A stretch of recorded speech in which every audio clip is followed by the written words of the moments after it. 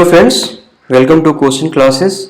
तो आज इस वीडियो में हम लोग वेक्टर्स के बारे में डिस्कस करेंगे और ये हमारा बेसिक मैथमेटिक्स का फाइनल चैप्टर होगा। इससे पहले हमने कुछ टॉपिक्स डिस्कस किए हैं जिसमें ट्रिग्नोमेट्री है, अलजेब्रा है और लॉगरिथम है, और इसका जो लिंक है वो डिस्क्रिप्शन बॉक्स में है, तो आप अगर उसे नहीं देखे हैं तो विजिट कर लीजिए। अगर मैं वेक्टर के इंपॉर्टेंस की बात करूं तो this is one of the most important topic of physics, specially mechanics. अगर आपको वेक्टर अच्छे से आता है तो आपका 50% मैकेनिक्स का प्रॉब्लम जो है वो सॉल्व हो जाएगा। अगर नहीं आता है तो आसान से आसान क्वेश्चंस भी नहीं बनेगा। ऐसा क्यों है? क्योंकि वेक्टर का यूज़ हर जगह है। अगर मैकेनिक्स, स्पेसिफिकली मैकेनिक्स की बात करूं तो स्ट्रेट लाइन मोशन में जो आपका डिस्प्लेसमेंट है, वेलोसिटी है, एक्सेलरेशन है, और अगर न्यूटन्स लॉ ऑफ मोशन की बात करूं तो उसमें फोर्स है। तो ये जितने भी हैं ये सारे वेक्टर क्वांटिटी हैं, और इनसे रिलेटेड प्रॉब्लम्स को सॉल्व करने के लिए आपको वेक्टर आना बहुत ज़रूरी है। तो हम लोग इसको इस हिसाब से देखेंगे कि मैं पहले बेसिक्स डिस्कस कर दूंगा और फिर ये देखेंगे कि हम लोग आखिर क्वेश्चंस को कैसे सॉल्व करें, हमारा अप्रोच कैसे होना चाहिए। क्योंकि वेक्टर के साथ इशू ये है कि कंसेप्ट्स तो सबको लगता है कि चलो ठीक है ये हो जाएगा, लेकिन जहाँ सबसे बड़ा प्रॉब्लम आता है वो होता है आपका एप्लीकेशन पार्ट। ठीक है, तो हमारा मेजर फोकस एप्लीकेशन पर रहेगा। मैं कुछ क्वेश्चन सॉल्व करके आपको एक्सप्लेन करूंगा कि हम अप्रोच कैसे करेंगे। ठीक है, तो सबसे पहले देखिए, बहुत बेसिक से चलते हैं कि वेक्टर का डिफिनीशन क्या है।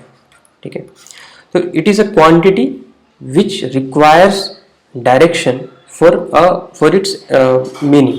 ठीक है, जैसे फॉर एग्जांपल अगर मैं ये बोलूं कि हमारे पास 4 kg का एक स्टोन है, तो आपको समझ में आता है कि हाँ, हमारे पास एक स्टोन है जिसका वेट 4 kg है या फिर मास 4 kg है। लेकिन अगर मैं बोलूं कि हमारे पास एक कार है जिसका स्पीड है 5 मीटर पर सेकेंड, ठीक है, तो इसका क्या मतलब है? ये हाफ इंफॉर्मेशन हो गया। कंप्लीट इंफॉर्मेशन कब होगा? जब हमें पता चलेगा कि इसका डायरेक्शन क्या है, कि ये जो कार है 5 मीटर पर सेकेंड से किस डायरेक्शन में मूव कर रहा है। ठीक है, तो इसी मैग्नीट्यूड और डायरेक्शन, ठीक है, इस बेसिस पर हम लोग क्वांटिटीज को 2 पार्ट में डिवाइड करते हैं, स्केलर और वेक्टर।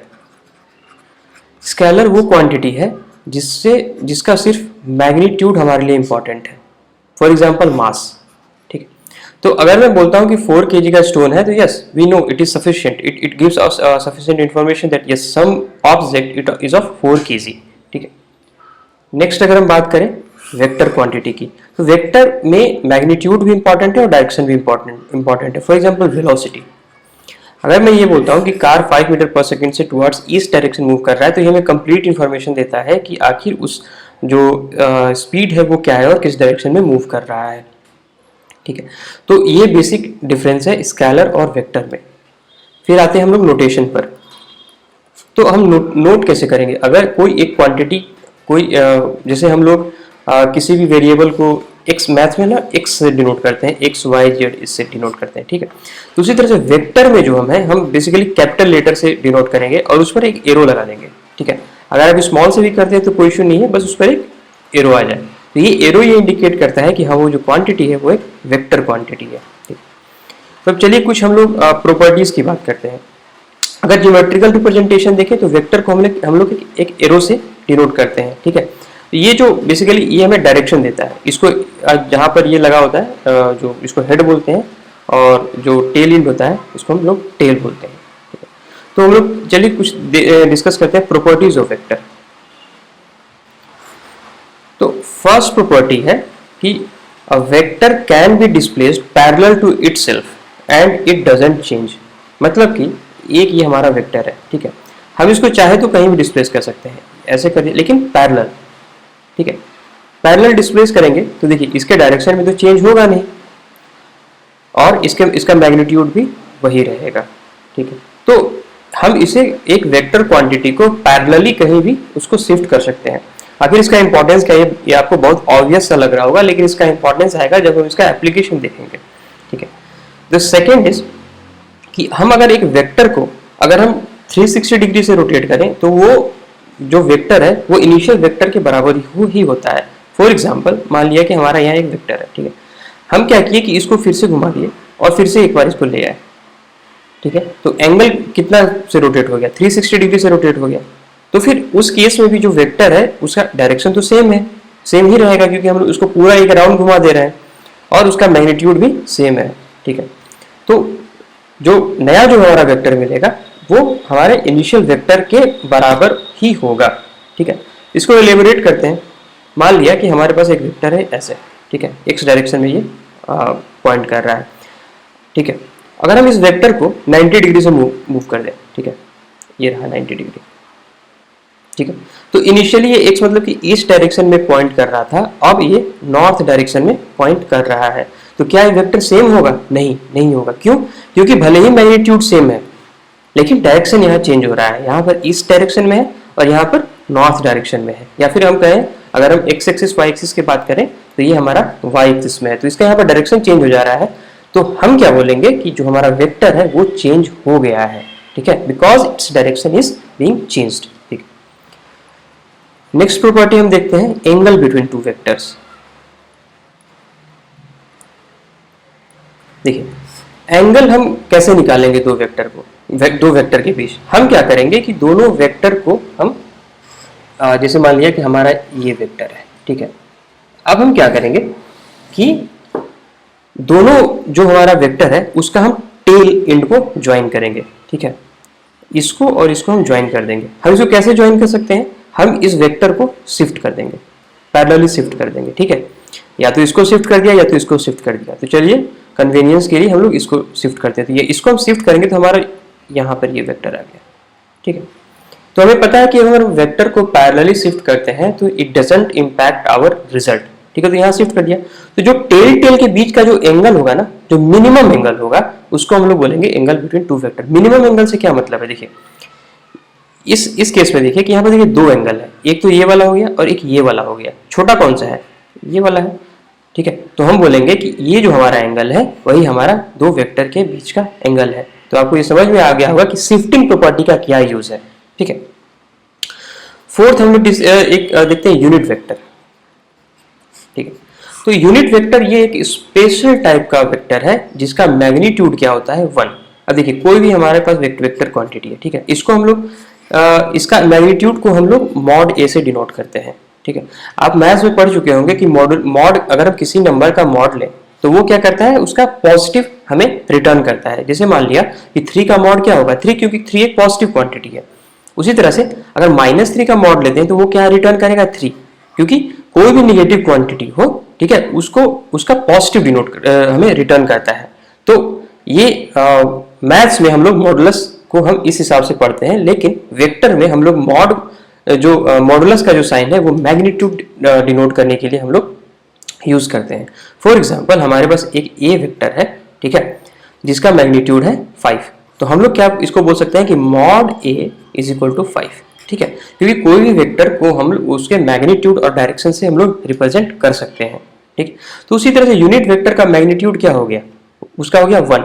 अब मान लिया कि किसी भी हमें वेक्टर को ना उसका यूनिट वेक्टर निकालना है, ठीक है, तो हम क्या करेंगे कि उसके मैग्नीट्यूड से उस वेक्टर को डिवाइड कर देंगे। जैसे कि हमारा ए वेक्टर है जिसका मैग्नीट्यूड 5 है, अगर हम इसको मॉड ए से डिवाइड कर दें तो इसका मैग्नीट्यूड क्या हो गया? 1 हो गया। कैसे? क्योंकि देखिए इसका मैग्नीट्यूड क्या था? 5 था और नीचे हम इसे 5 से डिवाइड कर रहे हैं, ठीक है, तो क्या हो गया?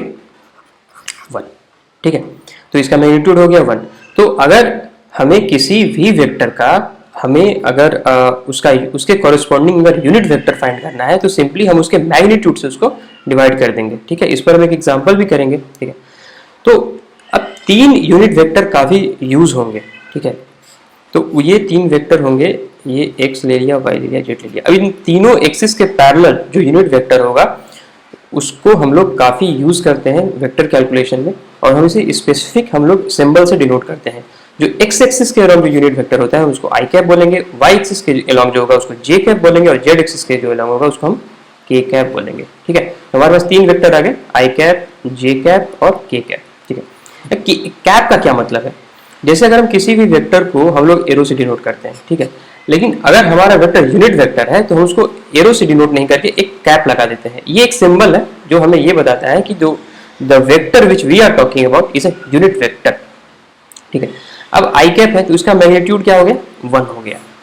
ठीक है, तो जो भी यूनिट वेक्टर का जो मैग्नीट्यूड होता है वो हमेशा 1 होता है। ठीक है, तो यूनिट वेक्टर काफी इंपॉर्टेंट है इन द सेंस कि ये आपको यूनिट वेक्टर क्या मतलब, इसका मैग्नीट्यूड 1 है, बस ये आपको डायरेक्शन के बारे में बताएगा। ठीक है, अगर मैं बोलूं कि हमारा एक ये वेक्टर है, ये हमारा 5 आई कैप है। ठीक है, तो इसका क्या मतलब है, 5 क्या है, उस वेक्टर का मैग्नीट्यूड है, और आई कैप क्या बता रहा है, हमें डायरेक्शन बता रहा है। क्यों, क्योंकि i cap is a unit vector and its magnitude is always 1, लेकिन इसका बस डायरेक्शन क्या है, एक्स एक्सिस में है। तो यूनिट वेक्टर का यही यूज है। ठीक है, नेक्स्ट हम लोग चलते हैं अब एडिशन ऑफ वेक्टर। ठीक है, तो अगर हमारे पास दो वेक्टर है, मान लिया कि हमारे पास एक ए वेक्टर इधर है और हमारे पास एक बी वेक्टर यही है। ठीक है, तो क्या होगा कि हम अगर दोनों को ऐड करेंगे, ठीक है, तो उसका रिजल्टेंट आर वेक्टर क्या आएगा, ए वेक्टर प्लस बी वेक्टर। ठीक है, अब वेक्टरली एडिशन होता है तो ऐसा नहीं है कि हम सिंपल ऐड कर देंगे। जैसे मान लिया कि हमारा ए वेक्टर है 2 आई कैप और बी वेक्टर है 3 जे कैप, तो हम इसको ऐसा नहीं लिखेंगे कि 2 + 3 5, ऐसा बिल्कुल नहीं लिखेंगे। ठीक है, तो वेक्टर एडिशन जो स्केलर एडिशन होता है, जैसे हम लोग मान लिया कि मैथ्स में हम लोग कैसे ऐड करते हैं कि 2 + 3 को सिंपल 5 लिख देते हैं, लेकिन वेक्टर में ऐसा नहीं होता है। क्यों नहीं होता है, क्योंकि इसके साथ डायरेक्शन एसोसिएटेड है। अगर डायरेक्शन नहीं रहता तो कोई बात नहीं रहती। तो चूंकि हमें डायरेक्शन को भी कंसिडर करना है, इसलिए हम डायरेक्ट एडिशन नहीं कर सकते हैं। तो इसका सिंपल एक फॉर्मूला होता है कि मॉड आर जो होगा वो हो जाएगा √of मॉड ए का whole square plus mod B का whole square plus 2 mod A mod B cos theta. अब थीटा क्या है, दो वेक्टर के बीच का एंगल है। ठीक है, अब एंगल कैसे निकालते हैं, मैंने आपको बताया था कि टेल को हम लोग ज्वाइन करेंगे और जो मिनिमम जो एंगल होगा हम उसको एंगल मान लेंगे। ठीक है, तो ए वेक्टर और बी वेक्टर तो आ गया, तो हमारा आर वेक्टर कैसा लगेगा। ठीक है, तो आर वेक्टर को हम लोग रियलाइज करने के लिए हम लोग क्या करेंगे, देखिए इस वेक्टर को क्या करेंगे हम लोग इसी के पैरेलल, ठीक है, जो बी वेक्टर का जो टेल है उसको हम लोग ए वेक्टर के हेड पर प्लेस कर देंगे। ठीक है, तो ये हमारा ऐसा हो जाएगा। ठीक है, फिर हम क्या करेंगे कि जो ए वेक्टर का जो टेल है उसको हम बी वेक्टर के हेड के साथ ज्वाइन कर देंगे। तो ये जो हमारा वेक्टर मिलेगा ना वो हमारा होगा आर वेक्टर होगा। ठीक है, तो ज्योग्राफिकली मैं अगर बात करूं तो ये हमारा ए वेक्टर है, ये हमारा बी वेक्टर है और ये मेरा आर वेक्टर है। तो आर वेक्टर जो रिजल्टेंट वेक्टर हम लोग इसको जो हमारा ऐड होके आता है वो क्या करेगा, वो एक वेक्टर के टेल को ज्वाइन करेगा और दूसरे वेक्टर को के हेड के साथ ज्वाइन करेगा। ठीक है, तो ये एक तरह से आपका ट्रायंगल बन गया।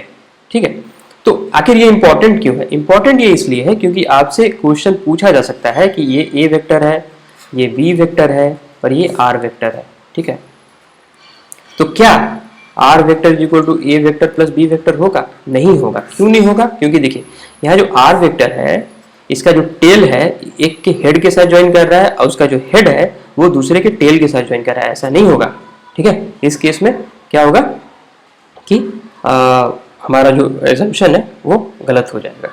ठीक है, तो इसी चलिए थोड़ा सा यहाँ पर मैं एक चीज़ बताता हूँ कि अब मान लिया कि हमारा ये एक वेक्टर है। ठीक है, मैंने बोला था कि अगर मैं इसे पूरा का पूरा 360 डिग्री से रोटेट करूँ तो क्या होता है, वेक्टर सेम ही रहता है। लेकिन अगर मैं इसको 180 डिग्री से रोटेट कर दूँ तो ये क्या हो जाएगा, इधर के डायरेक्शन में हो जाएगा, मतलब कि अपने इनिशियल डायरेक्शन से ये जस्ट अपोजिट डायरेक्शन का हो जाएगा।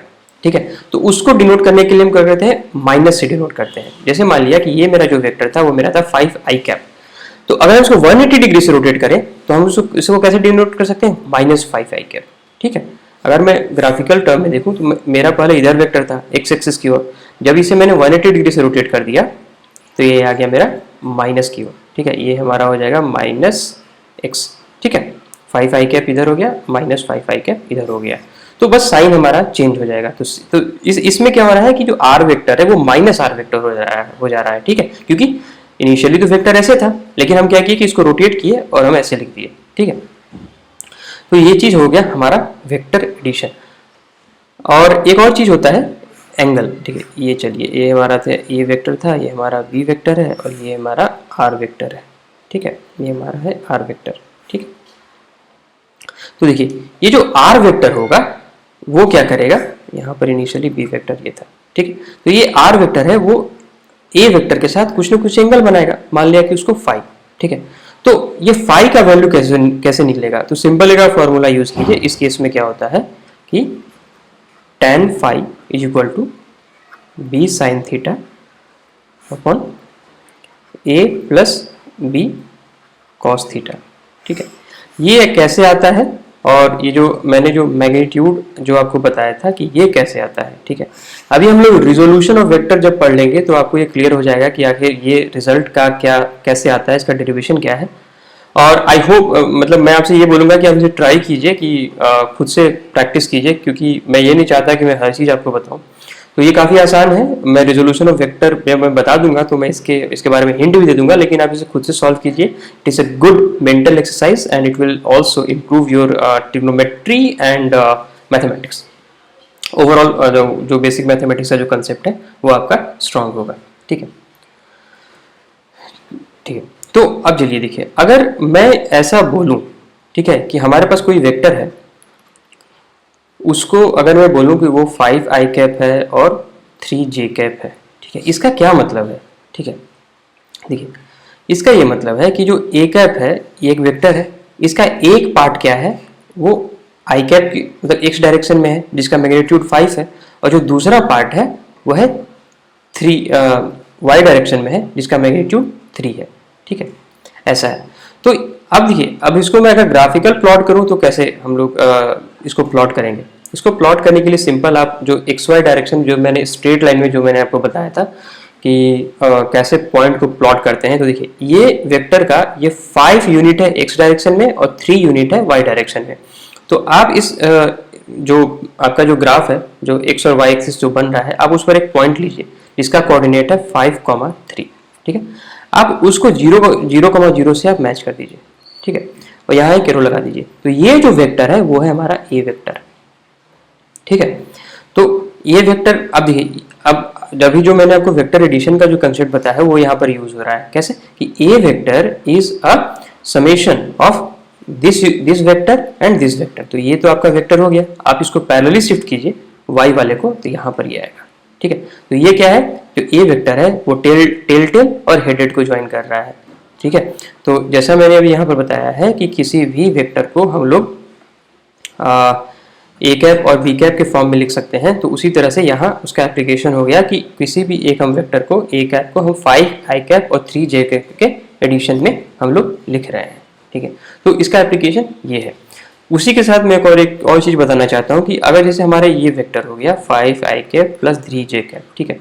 अब हमसे ये बोला कि आप इसका ये फाइंड कीजिए, क्या फाइंड कीजिए, यूनिट वेक्टर इसके अलोंग, ठीक है। तो यूनिट वेक्टर के लिए मैंने आपको क्या बोला था कि आप उस वेक्टर को उसके मैग्नीट्यूड से डिवाइड कर दीजिए। तो इस वेक्टर को हम इसके मैग्नीट्यूड से डिवाइड करेंगे तो हमारा क्या आ जाएगा, ए कैप आ जाएगा, मतलब कि यूनिट वेक्टर अलोंग ए वेक्टर आ जाएगा, ठीक है। अब आपको मैग्नीट्यूड ऑफ ए पता है कैसे निकालते हैं, अंडर रूट ऑफ इस वेक्टर का मैग्नीट्यूड क्या है 5, इस वेक्टर का मैग्नीट्यूड क्या है इसका 3, ठीक है, plus 2 magnitude of this into 5 into 3 into cos. अब angle between this vector and this vector, तो देखिए इस वेक्टर ये वाला वेक्टर तो एक्स एक्सिस में है और ये जो वेक्टर है ये वाई एक्सिस में है, तो इन दोनों के बीच का एंगल क्या है 90 डिग्री, कॉस 90 डिग्री, ठीक है। तो कॉस 90 क्या होता है 0, तो ये पूरा टर्म हमारा 0 हो जाएगा। तो क्या हो जाएगा, सॉरी यहाँ पर ना वो मॉड ए का होल स्क्वायर आएगा, ये थोड़ा स्टिक, हाँ यहाँ पर देखिए, यहाँ ये मॉड स्क्वायर है ना, हाँ ठीक है। यहाँ पर ये 5 का स्क्वायर आएगा, यहाँ पर 3 का स्क्वायर आएगा, ठीक है। तो ये हमारा 0 हो गया, तो क्या हो गया 25 प्लस 9, ये क्या हो गया √34। तो √34 से हम यहाँ डिवाइड किए तो हमारा यूनिट वेक्टर मिल गया A cap is equal to 5 i cap plus 3 j cap by √34। ये हमारा यूनिट वेक्टर आ गया, ठीक है। तो नीट में आपको सिंपल एक क्वेश्चन दे सकता है कि ये हमारा वेक्टर है और उसका आप मैग्नीट्यूड फाइंड कीजिए, ठीक है। तो अब देखिए जनरली जो आपका जहाँ पर एंगल 90 डिग्री जो बनता है वहां पर क्या होता है कि कॉस वाला जो कंपोनेंट होता है वो जीरो हो जाता है, ठीक है। अगर सिमिलरली अगर मैं एक नया वेक्टर लूँ आर वेक्टर, उसको मैं बोल दूँ कि ये 2i कैप है प्लस 3j कैप है प्लस 4k कैप है। k कैप मतलब z की ओर यूनिट वेक्टर है, तो इसके अलावा यूनिट वेक्टर क्या होगा, ठीक है। अब देखिए इसमें सिंपल क्या है कि आप रूट लेकर के सबका स्क्वायर ऐड कर दीजिए। जैसे यहाँ पर 2 का स्क्वायर प्लस 3 का स्क्वायर प्लस 4 का स्क्वायर, तो हमारा क्या आंसर आ गया 4 प्लस 9 प्लस 16, ठीक है। तो ये क्या आ गया √29। ऐसा क्यों देखो, ऐसा मतलब मैं ये बोल रहा हूँ कि कॉस का कंपोनेंट क्यों नहीं आएगा। कॉस का कंपोनेंट इसलिए नहीं आएगा क्योंकि देखिए ये वेक्टर ये वेक्टर ये वेक्टर ये तीनों एक दूसरे के 90 डिग्री पर है, ठीक है। क्योंकि ये आप देखिएगा एक्स वाई जेड, तो इनके बीच भी 90 डिग्री है, वाई जेड के भी बीच 90 डिग्री है और जेड एक्स के भी बीच 90 डिग्री है। तो कॉस का component through out the zero हो जाता है, ठीक है। तो आपको कॉस के बारे में सोचना ही नहीं है, सिर्फ क्या कीजिए कि इंडिविजुअल वेक्टर का स्क्वायर करके ऐड कर दीजिए, फिर सबका रूट ले लीजिए। यहाँ पर अगर आप √29 पुट करते हैं तो हमारा एक यूनिट वेक्टर आ गया, ठीक है। ऐसा नीट पूछ चुका है पहले, AIPMT में भी सेम क्वेश्चन पूछा गया है, तो इसलिए मैं बता दिया इसको, और ऐसा आगे पूछा जा सकता है। नेक्स्ट हम लोग बात करते हैं रिजोल्यूशन ऑफ वेक्टर, ठीक है। ये रिजोल्यूशन ऑफ वेक्टर ये मोस्ट इंपॉर्टेंट है, ठीक है, बहुत ज्यादा इंपॉर्टेंट है, क्योंकि पूरा NLM आपका इसी पर बेस्ड है। NLM हो गया, इवन आपका मतलब पूरा मैकेनिक्स आप एक तरह से कह लीजिए, ठीक है। इवन जब आप जहां पर भी वेक्टर आ रहा है, फॉर एग्जांपल आपका इलेक्ट्रोस्टैट में भी जो इलेक्ट्रिक फील्ड आता है उसमें भी हम लोग रिजोल्यूशन लेते हैं, ठीक है, क्वेश्चन को आसानी से सॉल्व करने के लिए, ठीक। तो हम लोग इसके बारे में बात करेंगे। तो अभी जैसे मैंने आपको बोला कि किसी भी वेक्टर आर वेक्टर, वो हम लोग ए वेक्टर प्लस बी वेक्टर, ठीक है, ए वेक्टर प्लस बी वेक्टर को हम लोग ऐड करेंगे तो हमारा एक रिजल्टेंट वेक्टर मिलेगा, ठीक है। सेम उसी मैनर में हमारा एक अगर ए वेक्टर है तो हम उसे दो वेक्टर में लिख सकते हैं, ठीक है। कैसे लिख सकते हैं, मतलब मान लिया कि कोई कुछ भी ले लीजिए, स्मॉल ए वेक्टर प्लस बी वेक्टर, ठीक है। कुछ हम यहाँ पर एक इसका मैग्नीट्यूड मान लीजिए कि लैम्डा से मल्टीप्लाई कर दिया इसको म्यू से, मतलब लैम्डा म्यू कोई बहुत बड़ा चीज़ नहीं है, मतलब एक जस्ट एक ये स्केलर क्वांटिटी है। हम लैम्डा म्यू इस तरह से चूज करेंगे कि जिससे हमारा जो दोनों साइड का मैग्नीट्यूड है सेम हो जाए। कहने का ये मतलब है कि हम किसी भी एक वेक्टर को हम दो वेक्टर में ब्रेक कर सकते हैं, ठीक है। जैसे हमने लिया था अभी एग्जाम्पल 5i कैप, ठीक है, प्लस 3j कैप, ठीक है। तो ये जो वेक्टर है ये दो कंपोनेंट में ऑलरेडी ब्रेकअप है, ब्रेकअप है। कैसे, क्योंकि ये x डायरेक्शन में इसका 5i कैप है और 3j डायरेक्शन में इसका y डायरेक्शन में 3j कैप है। तो हम पहले इसको क्या किए हैं कि a वेक्टर को हम लोग दो वेक्टर के टर्म में लिख रहे हैं। इसका ये मतलब है कि हम लोग इसको रिजॉल्व कर दिए टू दो वेक्टर में, ठीक है। देखिए इसका फायदा होता है रिजोल्यूशन से, हमें जैसे मान लिया कि हमें कोई भी वेक्टर दिया हुआ है, ठीक है, तो हम उसको अगर सिंपल सी बात है कि रिजॉल्व कर दें एक्स एक्सिस और एक्स वाई जेड कंपोनेंट पे, तो हमें ये पता चलता है कि किस किस डायरेक्शन में हमारा वेक्टर है, और उसको जब हम प्लॉट करेंगे, जैसे देखिए 5i cap plus 3j cap को हम आराम से प्लॉट कर सकते थे 5,3 पॉइंट से। तो ये हमारा प्लॉटिंग में भी बहुत ज़्यादा हेल्प करता है, ठीक है। तो इससे क्या होता है कि मतलब हम जब भी अभी आगे जब हम लोग वेक्टर प्रोडक्ट की बात करें, क्रॉस प्रोडक्ट और डॉट प्रोडक्ट की बात करेंगे, तो उसमें ये काफ़ी हमारा हेल्प करता है, ठीक है। तो चलिए देखिए अब हम लोग रिजोल्यूशन की बात करते हैं। चलिए ये हमारा एक वेक्टर है, ये वेक्टर है, ठीक है। अब हमें इसे रिजॉल्व करना है, ठीक है। रिजॉल्व कैसे करना है, मान लिया कि इस डायरेक्शन में हमें रिजॉल्व करना है, मतलब कि और इस डायरेक्शन और ये डायरेक्शन ले लीजिए, ठीक है। ये हमारा एक्स एक्सिस है और वाई एक्सिस है, ठीक है। तो हमें ये बोला गया है कि आप इस ए हमारा जो वेक्टर है उसको आई कैप और जे कैप के टर्म में लिखिए, ठीक है। इसी प्रोसेस को हम लोग बोलते हैं रिजोल्यूशन ऑफ वेक्टर, ठीक है। तो हम इसे कैसे देखेंगे, क्या करेंगे कि ये हमारा आ गया थीटा, ये हमें थीटा मालूम होगा कि ठीक है, कि वेक्टर का एंगल क्या है एक्स एक्सिस के साथ, ठीक है। तो अब मान लिया कि ए वेक्टर को हमने लिख दिया लैम्डा आई कैप प्लस म्यू जे कैप, ठीक है, क्योंकि हमें इसको आई कैप और जे कैप में रिजॉल्व करना है। तो हम लोग क्या करेंगे कि इसका हम एक्स कंपोनेंट निकाल लेंगे, मतलब जो कि एक्स के डायरेक्शन में क्या मैग्नीट्यूड होगा, वो निकाल लेंगे और y के डायरेक्शन में हम लोग मैग्नीट्यूड निकाल लेंगे और दोनों को हम लोग ऐसे वैल्यू पुट कर देंगे, हमारा रिजोल्यूशन आ गया। तो ये कैसे, लैम्डा का वैल्यू कैसे निकालेंगे? देखिए आप क्या कीजिए कि यहाँ से परपेंडिकुलर डालिए, ठीक है, ये 90 डिग्री परपेंडिकुलर हो गया, ठीक है। हमें क्या करना है, अब देखिए ये ए वेक्टर है, इसका मैग्नीट्यूड क्या है, मॉड ए, ठीक है। तो इस ट्राइंगल का बात कीजिए ओ ए बी, ठीक है। तो इस ट्राइंगल में अगर मैं बात करूं तो हमारे पास 3 साइड्स हैं, ये थीटा पता है, ये मैग्नीट्यूड ए पता है, ये नहीं पता है और ये नहीं पता है, ठीक है। इसको ए लिख दिया, ओ ए बी हो गया, ठीक। इसको ए से नहीं, इसको सी से डिनोट करते हैं ताकि कंफ्यूजन नहीं हो, ठीक है। अब हमें क्या करना है कि ओसी का वैल्यू फाइंड करना है, ठीक है। तो देखिए इस ट्राइंगल में क्या है, कॉस थीटा क्या होता है, बेस अपॉन हाइपोटेन्यूज। तो बेस तो हमें नहीं पता है, यही हमें निकालना है, और हाइपोटेन्यूज क्या है, मॉड ए। तो बेस यहाँ से क्या आ जाएगा, मॉड ए कॉस थीटा, ठीक है। तो ये जो ओसी है वही लैम्डा है, ठीक है। तो आप इसे यहाँ पर पुट कर दीजिए, मॉड ए कॉस थीटा आई कैप। अब म्यू में क्या करेंगे, म्यू के लिए हमको बीसी निकालना पड़ेगा, तो बीसी हम क्या करेंगे, देखिए इस ट्राइंगल में फिर से देखेंगे, और हमारा साइन थीटा क्या होता है, साइन थीटा होता है हमारा परपेंडिकुलर अपॉन हाइपोटेन्यूज। तो यहाँ से परपेंडिकुलर क्या है, बीसी है, वो क्या हो जाएगा, मॉड ए साइन थीटा, ठीक है। तो हम यहाँ से कर देंगे मॉड ए साइन थीटा, ठीक है। ये हमारा हो गया जे कैप। तो ये जो हमारा वेक्टर था ये हमारा रिजॉल्व हो गया एक्स डायरेक्शन और वाई डायरेक्शन में, ठीक है।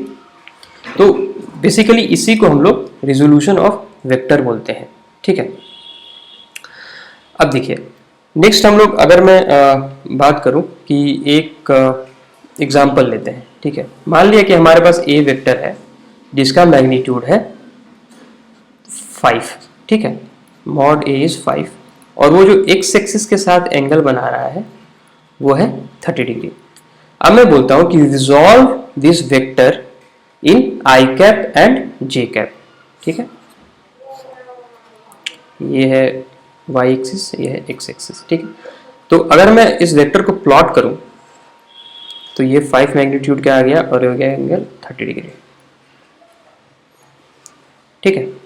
अब हमें क्या करना है, उसको x डायरेक्शन में x एक्सिस के अलॉन्ग रिजॉल्व करना है और y एक्सिस के अलॉन्ग रिजॉल्व करना है, ठीक है। तो इसको कैसे करेंगे, अभी जैसे मैंने बताया कि x एक्सिस के अलॉन्ग जो कंपोनेंट होगा वो हो जाएगा हमारा मॉड ए कॉस थीटा।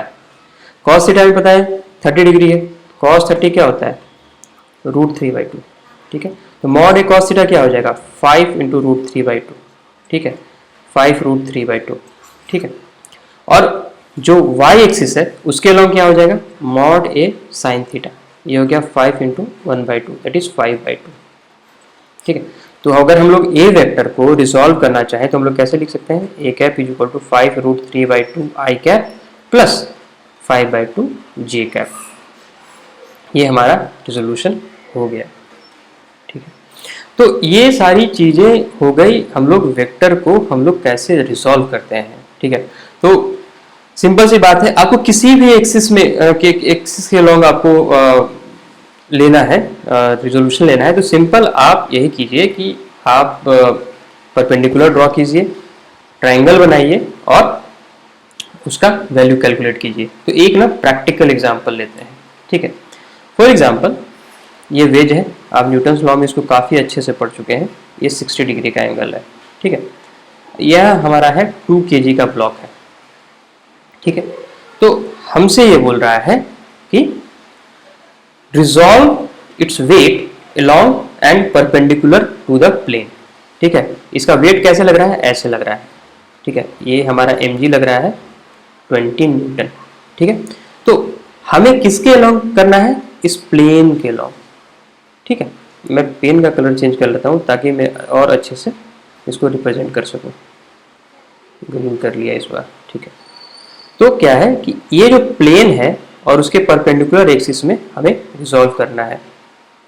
ये कलर थोड़ा सही नहीं है, ब्लू ही सही रहेगा, ठीक है।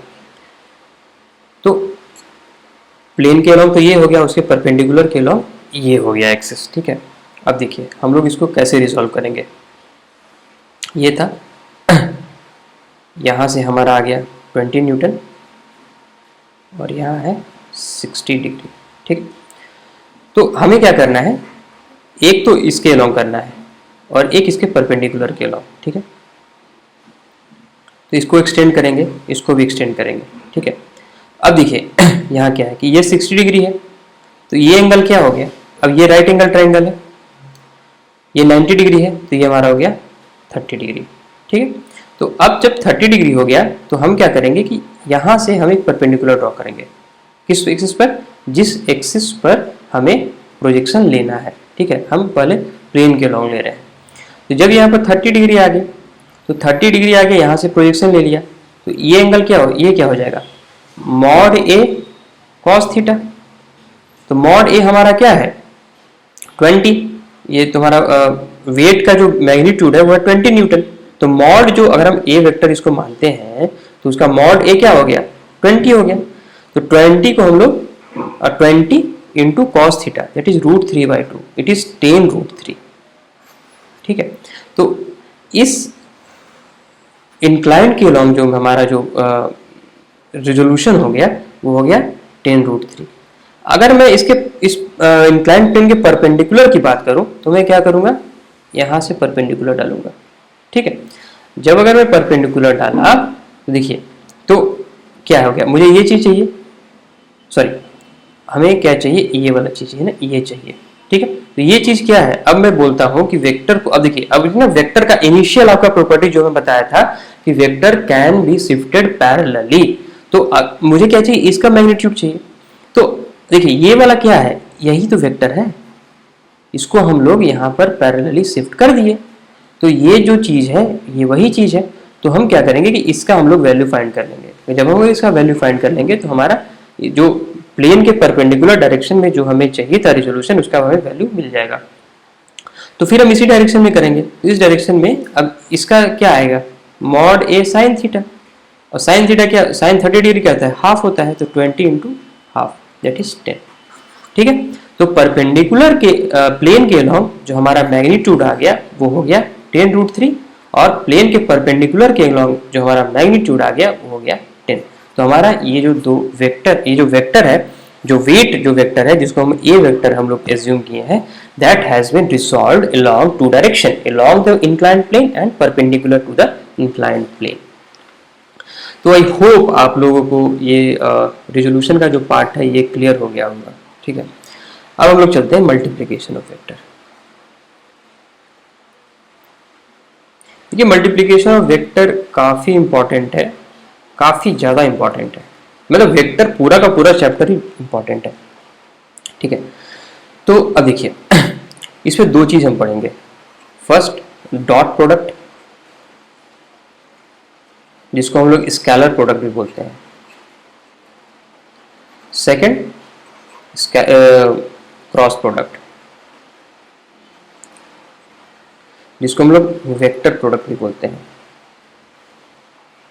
ठीक है, देखिए अब इसमें ना दो तरह का मल्टीप्लिकेशन होता है। आप जनरली मैथ में जो पढ़ते हैं वो बस एक तरह का मल्टीप्लिकेशन पढ़ते हैं, मतलब 2.3 is 6।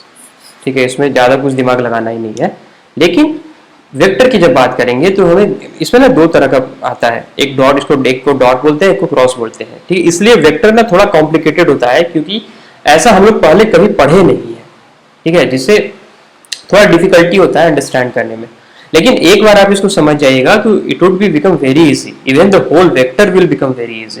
ठीक है, तो पहले हम लोग डॉट प्रोडक्ट को देखेंगे, तो हम लोग इसको ना ऐसे रिप्रेजेंट करते हैं। ठीक है, तो ए डॉट बी ऐसे इसको पढ़ते हैं। ठीक है, ए डॉट बी क्या होता है, mod A mod B cos theta, where theta is the angle between vector A and vector B.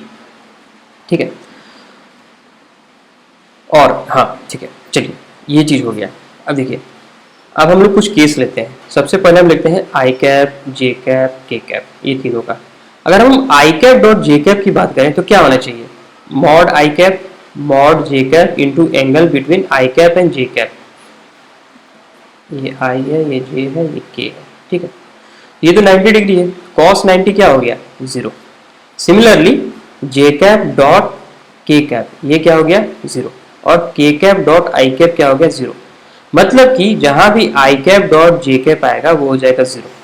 ठीक है, तो इसलिए देखिए अब ये यूनिट वेक्टर का ना यही पर यूज़ है कि अगर आप किसी को भी कॉरस्पॉन्डिंगली आप अगर डॉट लेते हैं तो वो जीरो आएगा, क्योंकि हर दो की मतलब कोई भी दो वेक्टर के बीच का जो एंगल है वो है 90 डिग्री।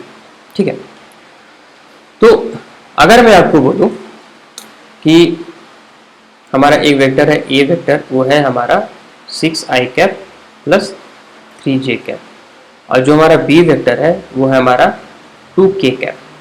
तो अब मुझे फाइंड करना है A cap dot B cap.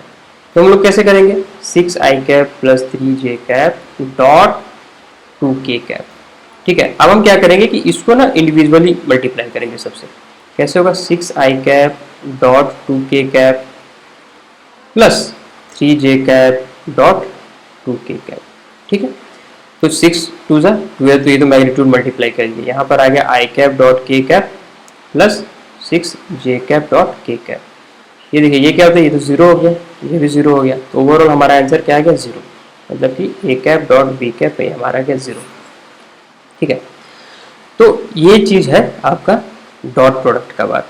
ठीक है, तो आप ये चीज ध्यान रखें कि अगर कोई भी दो वेक्टर परपेंडिकुलर है, जैसा कि आई कैप और जे कैप, ये परपेंडिकुलर है क्योंकि इनके बीच का एंगल जो है वो 90 डिग्री है, तो उन दोनों का डॉट प्रोडक्ट ना हमेशा जीरो होगा। ठीक है, तो आपको मान लिया कि कभी एक क्वेश्चन दे देगा कि ए वेक्टर है मेरा 2i कैप प्लस एक्स जे कैप। ठीक है, और बी कैप दे देगा आपको 3i कैप माइनस जे कैप। ठीक है, आपसे ये बोलेगा कि find the value of x such that A vector and B vector are perpendicular. तो इस केस में आपको क्या करना है कि अब आपको पता है कि ए वेक्टर और बी वेक्टर परपेंडिकुलर है, तो सिंपल आप क्या कीजिए कि उसका डॉट प्रोडक्ट लेके जीरो कर दीजिए, उससे आपका x का वैल्यू आ जाएगा। और इस एग्जांपल में देखिए अगर हम डॉट प्रोडक्ट लेते हैं तो देखिए 2 का हम लोग आई, देखो अब इसमें ये और आसान बात है ना कि i का डॉट हम लोग बस i के साथ ही लेंगे, j के साथ लेने की जरूरत ही नहीं है। क्यों, क्योंकि j के साथ ऑब्वियस सी बात है i dot j is zero. तो अगर हम ऐसा करते हैं तो 2.3 माइनस एक्स, उसी तरह से x j का जो प्रोडक्ट है वो बस j के साथ लेंगे, i के साथ लेने की जरूरत नहीं है। क्यों नहीं जरूरत है, क्योंकि j डॉट आई जीरो, इसको हम लोग कर दिया जीरो, क्योंकि ओवरऑल जो डॉट प्रोडक्ट है वो हमारा जीरो आ गया, यहाँ से x का वैल्यू आ गया 6। कितना आसान है। ठीक है, चलिए ये चीज हो गया। नेक्स्ट हम लोग देखते हैं क्रॉस प्रोडक्ट।